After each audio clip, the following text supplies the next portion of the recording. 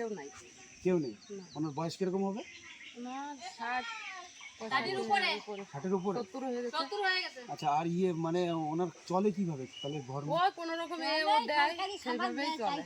তাই? তো একটু সবাই সাহায্য করে। পাড়ার লোক যেরকম পারে।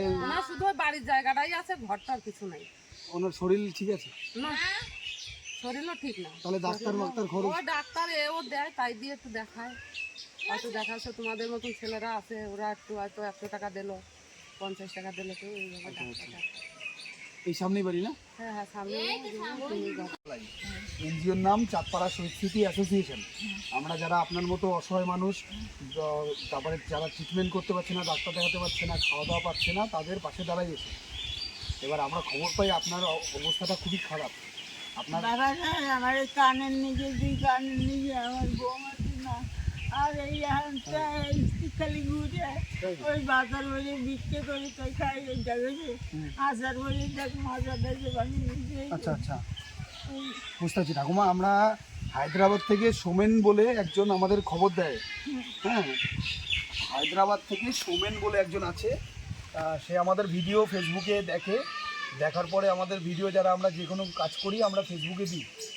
এবার দেওয়ার পরে সে অনেকে দেখে তো ভিডিওগুলো, ওই ভিডিও দেখে আমাদের আজকে সকালবেলা ফোন করে যে দাদা মোটা মা বলে একজন আছে, এই জায়গায় বাড়ি, তোমরা গিয়ে একটু ওনার সাহায্য করো, ওনার পাশে দাঁড়াও। তা আমরা তাই দেখতে আসলাম। তা আপনার ছেলে মেয়ে কে আছে? আমার বাবার বাড়িতে কেউ নাই? আচ্ছা আচ্ছা আচ্ছা আচ্ছা, কাঁদবেন না, আপনি কাঁদবেন না, আমরা এসছি এই জন্যই এসছি। আচ্ছা, কাঁদবেন না, কান্না করবেন না, ঠিক হয়ে যাবে, কান্না করবেন না, এই জন্যই এসছি আমরা। ঠিক আছে? আর আর খাওয়া দাওয়া কি করে হয় তাহলে? সত্যি কথা কবো, এটা দেওয়াও দিও, না দাও না না না, বলুন। আমি এখন করছিলাম এই যে না, ওই রেশন কার্ড করে দিলাম, তাইতে আমি কটা চাই পাই, কটা আটা পাই, তাই খাই। আর একখানে করছি ওই যে বৃদ্ধভাতা কাজ করছি, তারপরে চা পাই, তাই গুটিখানি গিলি গেছে, 8-9টা গিলি গেছে, তাই খাওয়াই, আমি খাই, রান্না খাওয়ার বাড়ি দেখ আমার এই চোখটা কানা। হ্যাঁ, বুঝতে পারছি, এই চোখটা কানা, এই চোখটা দেখ করবেন না। বুঝতে পেরেছি। আর পাড়া প্রতিবেশী মাঝে মাঝে যেতে যাচ্ছে?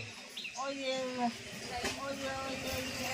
আজকে গানে ডাক্তার আসবে, কোন জায়গাটায়?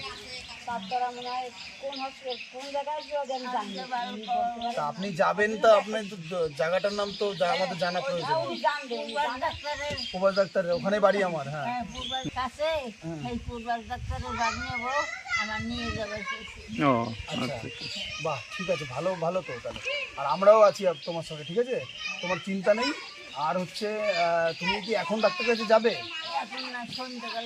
সন্ধ্যেবেলা তো আমাদের কারোর হবে না। হ্যাঁ, ঠিক আছে, আমরা দেখছি, আমরা দেখে গেলাম, আমরা বাড়ির ভিতরে একটু ঢুকবো। চলো, তুমি চলো, আমার কিছু নাই, তুমি চলো। আসো।